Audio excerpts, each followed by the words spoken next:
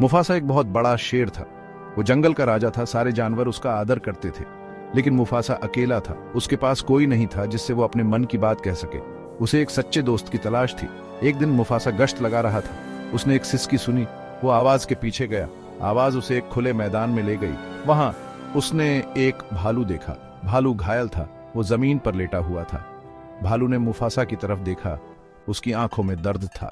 ये बालू था। मुफासा को बालू पर दया आ गई।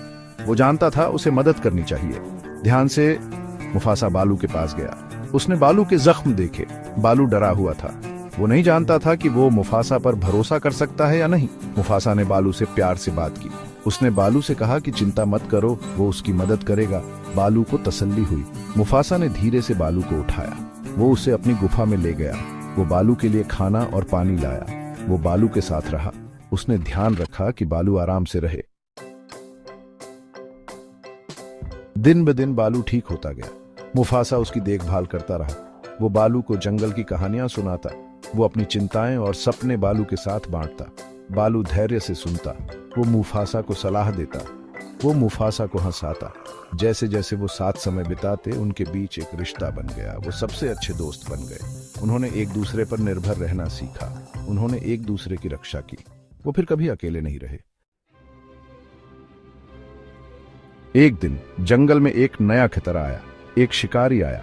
उसके पास एक बड़ी बंदूक और एक क्रूर दिल था। जानवर डरे हुए थे। उन्हें समझ नहीं आ रहा था कि क्या करे। मुफासा और बालू जानते थे कि उन्हें कुछ करना होगा। उन्होंने साथ मिलकर काम करने का फैसला किया। वो अपने घर की रक्षा करेंगे। उन्होंने सभी जानवरों को इकट्ठा किया। उन्होंने उनसे बहादुर बनने को कहा। मुफासा और बालू ने जानवरों का नेतृत्व किया। उन्होंने शिकारी का सामना किया। वो दहाड़े और गुर्राए। उन्होंने शिकारी को दिखाया कि वो एकजुट हैं। शिकारी कमजोर पड़ गया। वो डर गया। वो जंगल से भाग गया। जंगल फिर से सुरक्षित हो गया। जानवरों ने खुशी मनाई। उन्होंने एक जरूरी सबक सीखा। उन्होंने सीखा कि दोस्ती और सहयोग से ताकत मिलती है। उन्होंने सीखा कि साथ मिलकर वो किसी भी चुनौती का सामना कर सकते हैं।